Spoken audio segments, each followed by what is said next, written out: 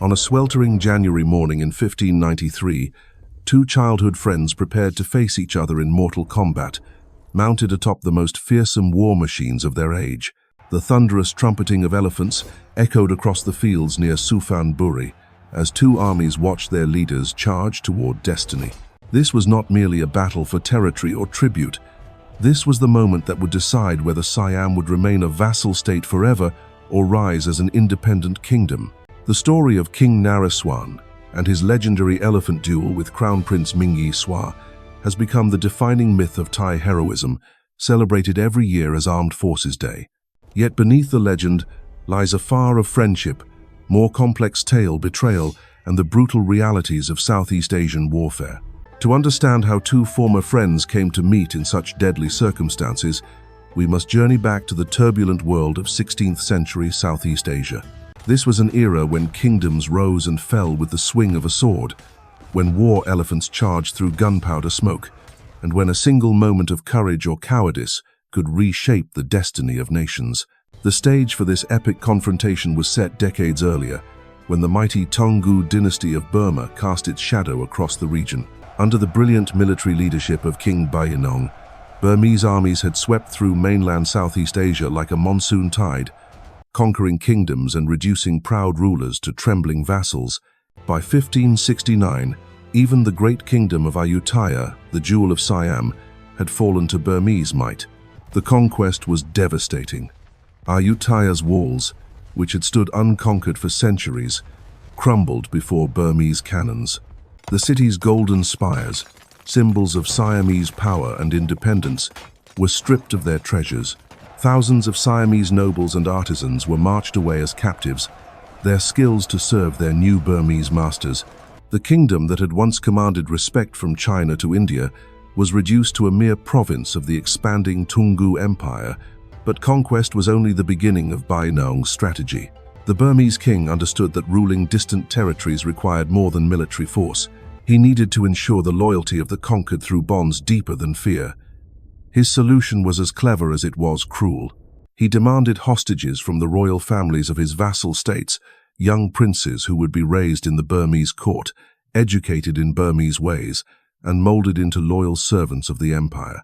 Among these hostages was a young Siamese prince named Naresuan, son of King Mahathamaracha. The puppet ruler Bayinnaung had installed on the throne of Ayutthaya.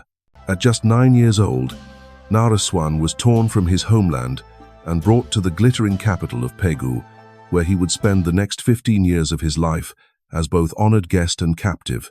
The Burmese court was a place of incredible sophistication and deadly intrigue. Portuguese merchants and mercenaries mingled with Buddhist monks and court astrologers. The palace halls echoed with a dozen languages as tribute bearers arrived from kingdoms across Southeast Asia.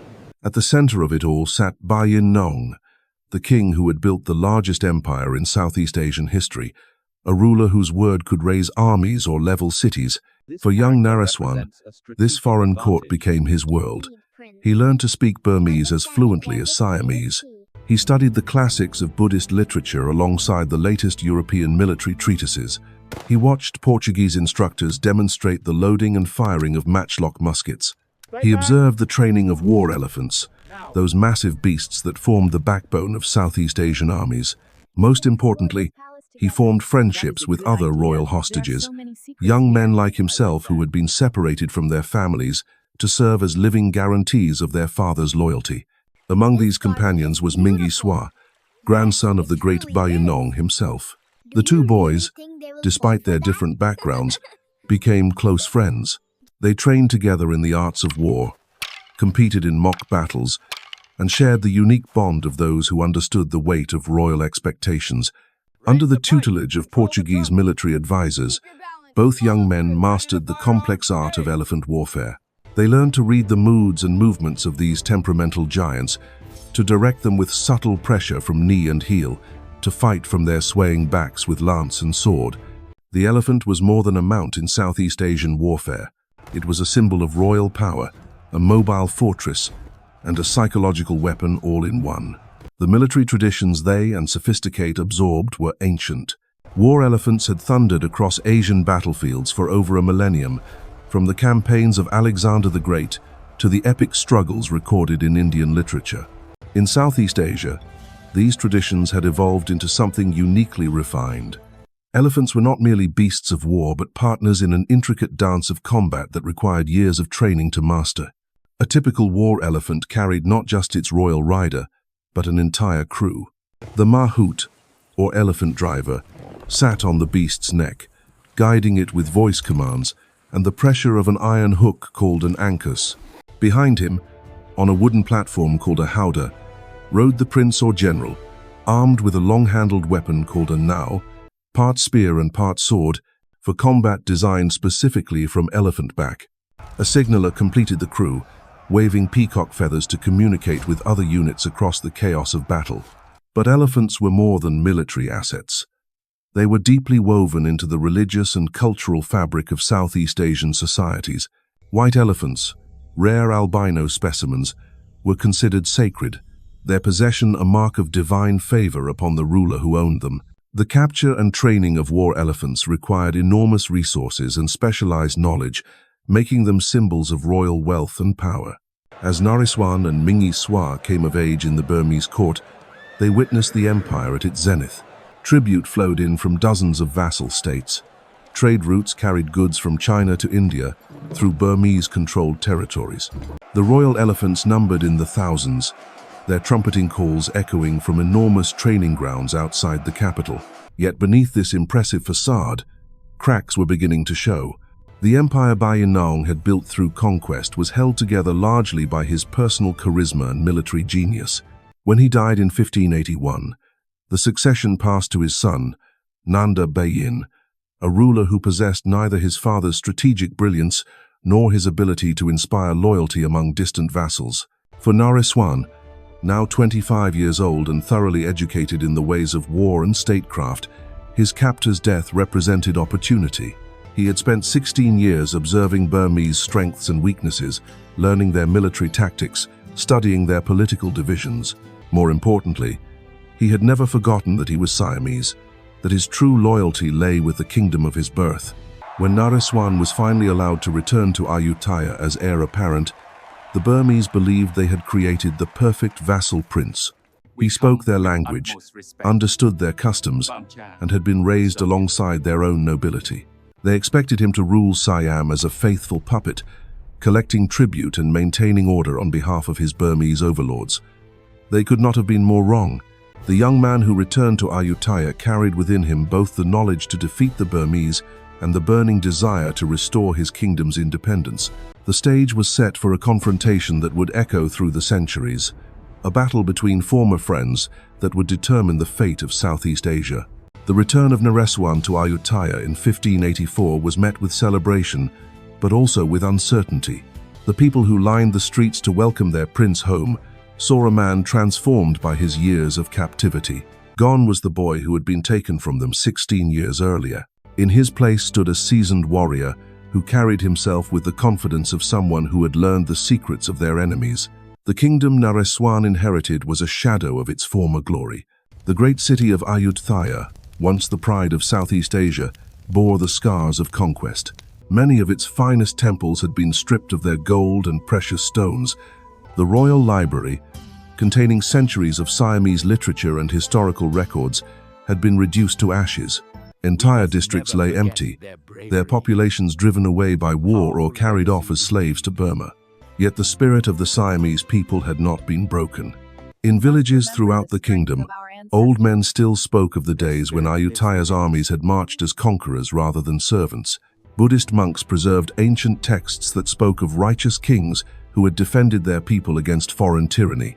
The memory of independence lived on in whispered conversations and carefully guarded hopes. Naresuan understood that his people yearned for freedom, but he also knew the terrible cost of premature rebellion. The Burmese Empire remained a colossus, its armies numbering in the hundreds of thousands. Any open defiance would bring swift and brutal retaliation.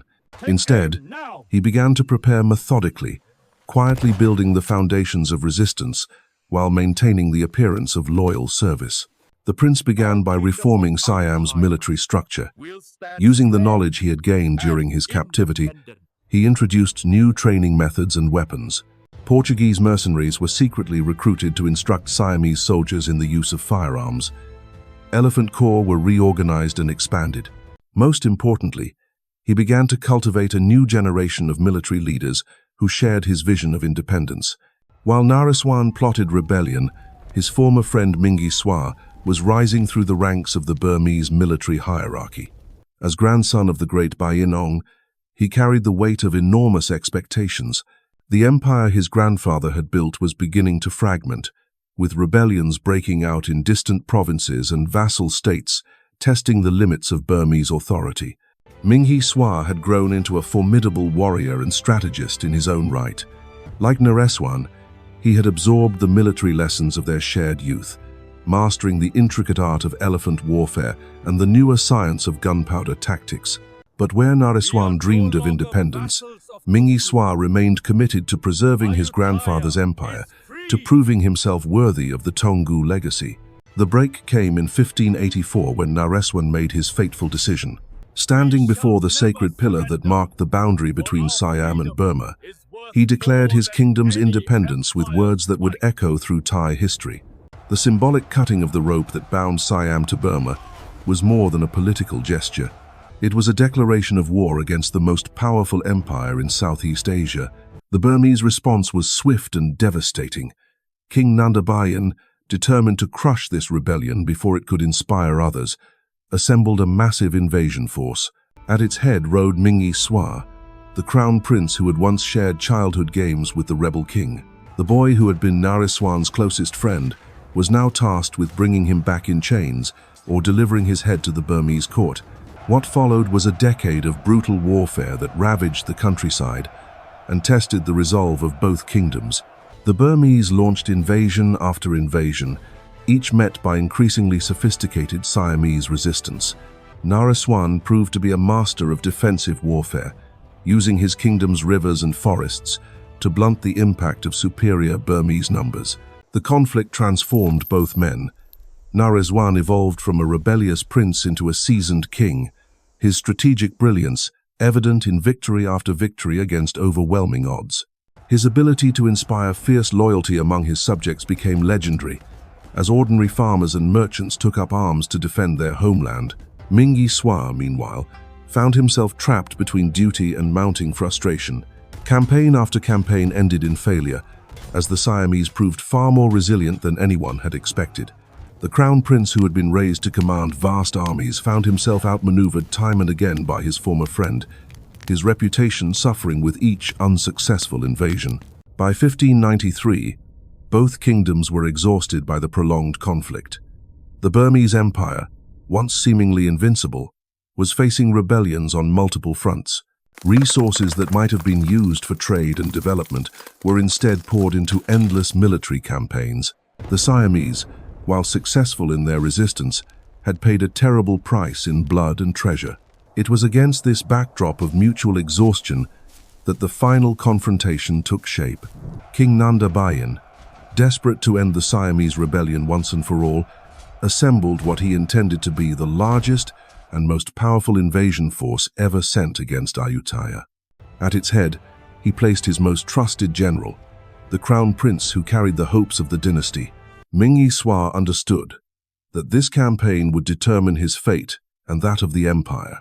Success would restore Burmese prestige and secure his position as heir to the throne. Failure would likely mean the end of Burmese dominance in Southeast Asia and possibly his own death. The stakes could not have been higher. For Naresuan, the approaching invasion represented both the greatest threat his kingdom had ever faced and perhaps its greatest opportunity. If he could defeat this final Burmese assault, Siam's independence would be secure. If he failed, his people would face enslavement or annihilation.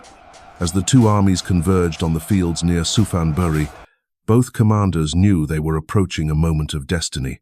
The boy who had dreamed of restoring his kingdom's glory was about to face the friend who had been tasked with destroying those dreams. The outcome would determine not just the fate of two kingdoms, but the course of Southeast Asian history for centuries to come. The morning of January 18th, 1593, dawned grey and humid over the Nong Sarai plains. Mist clung to the rice paddies and waterways that crisscrossed the battlefield, creating an otherworldly atmosphere that seemed fitting for what was to come. The air hung heavy with tension as two massive armies prepared for what both sides knew would be the decisive engagement of a conflict that had raged for nearly a decade. The Burmese force that had assembled was truly spectacular in its size and organization.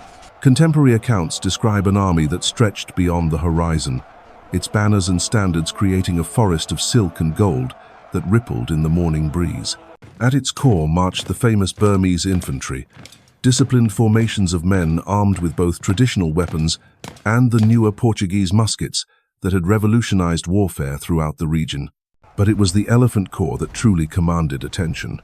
Hundreds of these magnificent beasts, each carrying its crew of warriors, formed the backbone of the Burmese assault force. Their trumpeting calls echoed across the plains like thunder, a sound that had struck fear into the hearts of enemies across Southeast Asia for generations. At the head of this mighty host rode Mingyi Swa himself, mounted on his war elephant, his armor glinting in the pale morning light. The Siamese army, though vastly outnumbered, presented its own formidable appearance. Years of constant warfare had forged these men into veterans who knew their survival depended on discipline and courage. They had learned to fight against overwhelming odds, to use their knowledge of the terrain and their fierce determination to compensate for inferior numbers. King Naresuan positioned his forces with the strategic brilliance that had made him legendary throughout the region. He understood that a conventional battle would likely result in Siamese defeat, given the disparity in numbers.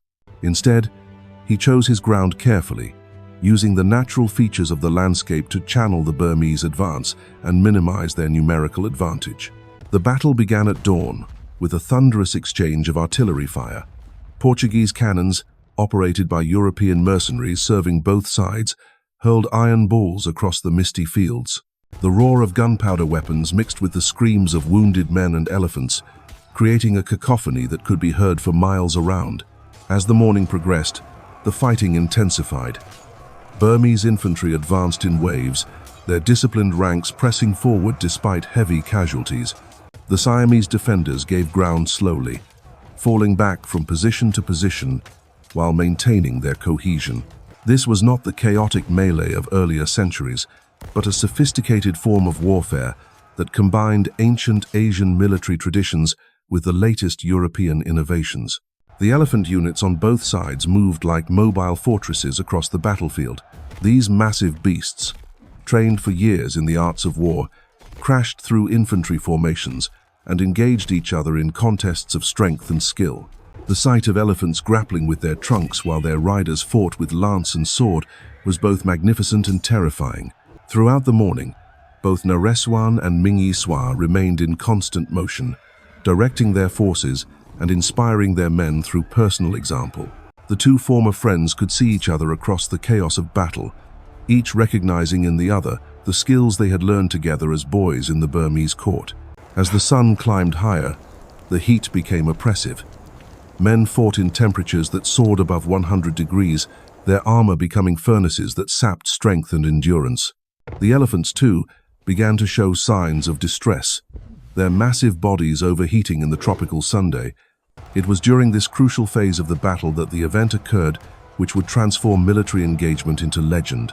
The exact details remain disputed by historians, with different sources providing conflicting accounts of what actually transpired. What is certain is that both armies suddenly found their attention focused on a dramatic confrontation between their two leaders. According to the most romantic version of events, King Naresuan found himself isolated from his main force when his war elephant, driven into a frenzy by the heat and noise of battle, charged deep into the Burmese lines. Whether by accident or design, the Siamese king suddenly found himself surrounded by enemy forces, his own troops unable to follow him into the press of Burmese spears and muskets. In this moment of supreme danger, Naresuan supposedly caught sight of Mingyi Swa, positioned beneath a large tree, his elephant seeking shade from the brutal Sunday. The challenge that followed would become one of the most famous speeches in Thai history, a declaration that encapsulated all the honor and tragedy of their situation. The words attributed to Naresuan ring with the formal courtesy of royal address, mixed with the bitter understanding of former friendship, turned to enmity. Here were two men who had shared their youth, who understood each other's strengths and weaknesses, who had been shaped by the same teachers and the same experiences, now facing each other as mortal enemies. The response from Mingyi Swa, though less well documented in Thai sources, must have been equally poignant. Here was the grandson of the great Bayinnaung, heir to the most powerful throne in Southeast Asia, being challenged to single combat by the rebel he had been sent to capture. Honor demanded that he accept, even though prudence might have suggested otherwise. What followed was a spectacle that transcended mere warfare. As the two elephants approached each other, the fighting around them began to slow and then stop altogether. Soldiers on both sides, recognizing that they were witnessing something extraordinary, lowered their weapons and watched in fascination as their leaders prepared to settle the fate of kingdoms through personal combat. The elephants themselves seemed to understand the solemnity of the moment. These intelligent beasts, trained for years in the rituals of war, approached each other with the measured pace of gladiators entering the arena. The mahouts who guided them were among the most skilled in all of Southeast Asia. Men who had devoted their lives to understanding the complex partnership between human and elephant in battle. The weapons carried by both combatants were specifically designed for elephant-back warfare. The ngao, a long-handled blade that combined the reach of a spear with the cutting power of a sword, required enormous skill to wield effectively from the swaying platform of an elephant's back. Years of training were needed to master the balance and timing necessary to strike effectively while maintaining one's seat. The duel began with the formal courtesy demanded by royal combat. Both men acknowledged each other with the traditional gestures of respect, even as they prepared to fight to the death. This was not mere bloodlust, but a ritualized encounter that carried deep cultural and political significance for everyone who witnessed it. The clash of weapons rang across the suddenly quiet battlefield as the two now met in a shower of sparks. Both combatants demonstrated the skills that had made them legendary throughout the region, their blades flashing in complex patterns as they sought advantage over their opponent. The elephants, responding to the subtle commands of their riders, maneuvered for position while their human cargo fought above them. The heat of the day added another dimension to the combat.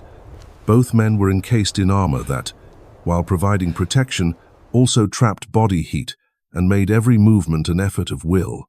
Sweat poured down their faces, blurring their vision and making their grip on their weapons uncertain, yet neither showed any sign of yielding. The crowd of warriors surrounding them held their breath as the combat reached its climax.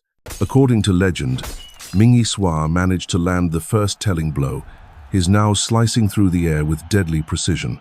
The blade caught the edge of Naresuan's helmet, shearing away a piece of the ornate metalwork and drawing gasps from the watching Siamese soldiers.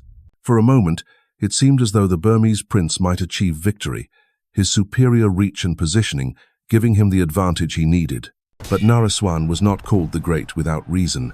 The Siamese king, his vision momentarily obscured by sweat and the ringing blow to his head, steadied himself on his elephant's back and prepared his counterattack. What happened next would be debated by historians for centuries, but the outcome was undeniable. With a movement that combined years of training with desperate necessity, Naresuan struck back. His ngao descended in a terrible arc, finding its mark with devastating effect.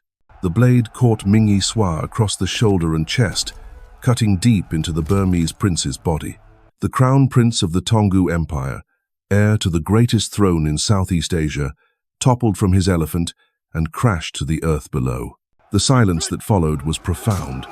For a heartbeat, neither army seemed able to process what they had witnessed. Then, like a dam bursting, the implications of the moment crashed over both forces. The Burmese troops, seeing their beloved prince fall, began to waver. Confusion spread through their ranks as word of Mingyi Swa's death rippled across the battlefield. Yet even this dramatic account, beloved by generations of Thai schoolchildren and immortalized in countless works of art, may not reflect the full truth of what occurred that January morning. European observers, whose accounts might be expected to provide more objective testimony, paint a very different picture of the prince's final moments. According to these sources, the chaos of battle was far more decisive than any formal duel. A Burmese war elephant, driven mad by the heat and noise of combat, had charged into its own lines, creating havoc among the Burmese forces. In the confusion that followed, Mingyi Swa's elephant was pushed into the open, exposing the prince to enemy fire. The thunder of battle faded into legend that January day in 1593, but the echoes of that moment continue to resonate through Thai hearts over 4 centuries later. Whether the death of Mingyi Swa came through noble duel or battlefield chaos matters less than what it represented. A kingdom's refusal to bow, a people's determination to stand free, and the price of independence paid in blood and sacrifice. Naresuan had achieved what seemed impossible, transforming Siam from vassal to victor, from captive to conqueror. The boy who had been taken as a hostage returned as a liberator. The friend who had become an enemy died so that a nation might live. Today, as Thai soldiers march past his statue each Armed Forces Day, they honor not just a king, but the moment when courage conquered empire and freedom was born from friendship's ashes.